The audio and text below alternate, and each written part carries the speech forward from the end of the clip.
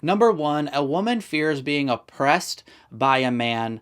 So a toxic woman will try to control and oppress a man so that she can't get hurt by an oppressive man. After Adam and Eve sinned, God said to Eve in Genesis 3:16, "Your desire shall be contrary to your husband, but he shall rule over you." Unhealthy women are overly controlling. They fear being controlled by a man, and they respond to this by being overly controlling themselves. Unhealthy men are also overly controlling. Thus, there is a power struggle between sinful men and women. Only through the gospel can there be peace between the sexes, restoring the unity and compatibility God designed for relationships. One layer that really complicates this for the woman's side is that in a healthy relationship, she's called to submit to her husband.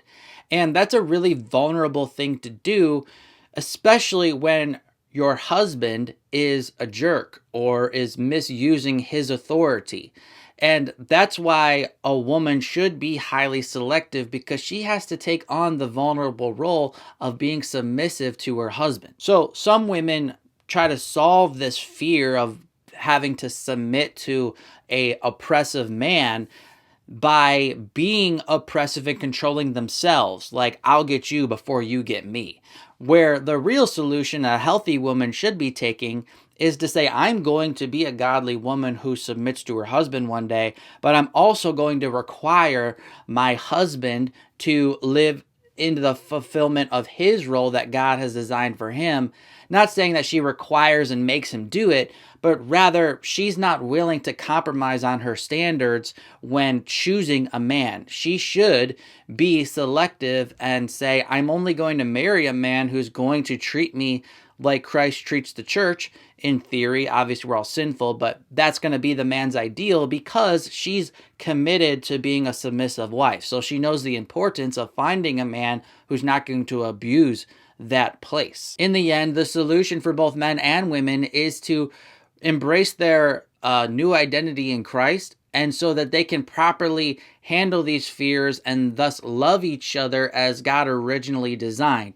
We have to be reunited through the gospel, and you want to find a woman who's embraced that, who can look to the gospel, be a transformed woman, and who's ready to go back to what God originally designed for a husband and wife. Notice what Jesus said about leadership in Mark chapter 10, verses 42 through 45. You know that those who are considered rulers of the Gentiles lord it over them, and their great ones exercise authority over them. But it shall not be so among you.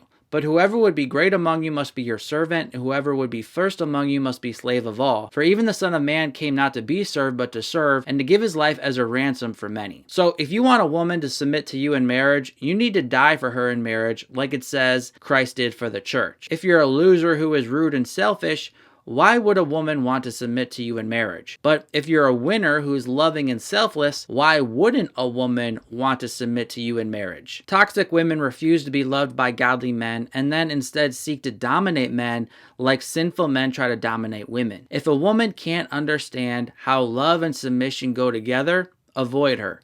You won't have a godly relationship with her.